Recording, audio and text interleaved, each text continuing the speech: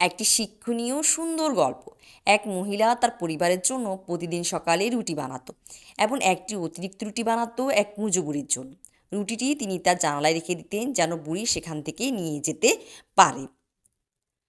কিন্তু কুঁজো প্রতিদিন রুটিটা নিয়ে যেত আর সে কৃতজ্ঞতা জানানোর বদলে বিড়বিড় করে বলতো, খারাপ কাজ নিজের কাছে রয়ে যায় কিন্তু ভালো কাজ উপহার হয়ে ফিরে আসে। মহিলা তার উপর বিরক্ত হতো কারণ সে কোনোদিন কৃতজ্ঞতা জানাতো না। কিন্তু তারপরও মহিলাটি বুড়ির জন্য প্রতিদিন রুটি বানিয়ে জানালায় রাখত। আর কুজো সবসময় রুটি নিয়ে যেত আর বিড়বিড় করে একই কথা বলতো। এভাবে চলতে চলতে মহিলাটি একসময় বুড়ির উপর বিরক্ত হয়ে একদিন রুটির সাথে বিষ মিশিয়ে জানালায় রেখে দিল। কিন্তু তার মনে বারবার অনুশোচনা হতে লাগলো। তাই সেই বিষ মেশানো রুটিটা ফেলে দিয়ে আবার নতুন একটা রুটি রাখলো জানালায়। বুড়ি এসে রুটি নিয়ে চলে গেল।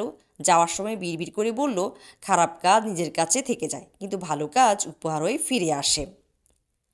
ওদিকে মহিলার ছেলে অন্য শহরে গিয়েছিল কাজের খোঁজে। 4-5 মাস ধরে তার কোনো খোঁজ নেই। ছেলের জন্য মহিলাটি প্রতিদিন দোয়া করত। ওই দিন হঠাৎ মহিলা তার দরজায় খটখট শব্দ শুনতে পেল। দরজা খুলে দেখল তার ছেলে দরজায় দাঁড়িয়ে আছে। তার ছেলের অবস্থা ছিল খুব করুণ। সে ছিল খুব ক্ষুধার্ত আর রোগা। তার পরনের কাপড় ছিল ছেঁড়া।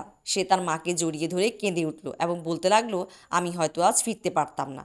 আমার শরীরে এক বিন্দু শক্তি ছিল না। এক কুঁজো বুড়িকে অনুরোধ করায় সে আমাকে একটা রুটি দিয়ে বলল, প্রতিদিন এই একটা রুটি খেয়ে আমার দিন কাটে, কিন্তু আজকে মনে হচ্ছে তোমার এই রুটিটা আমার চেয়ে বেশি দরকার। সেই রুটি খেয়ে আজ আমি বাড়ি ফিরলাম। মহিলাটির বুঝতে বাকি রইল না যে রুটিটা তার বানানো এবং এই রুটিটাই তার ছেলে কুঁজো বুড়ির থেকে পেয়েছে। তখন মহিলার মনে পড়ল বিষ মেশানো রুটির কথা। যদি সে সেটা ফেলে না দিত এবং বুড়ি সেটা নিয়ে যেত, তাহলে তার ছেলে আজ মারা যেত। গল্পেই নৈতিক শিক্ষা, খারাপ কাজ নিজের কাছে থেকে যায় কিন্তু ভালো কাজ উপহার হয়ে ফিরে আসে।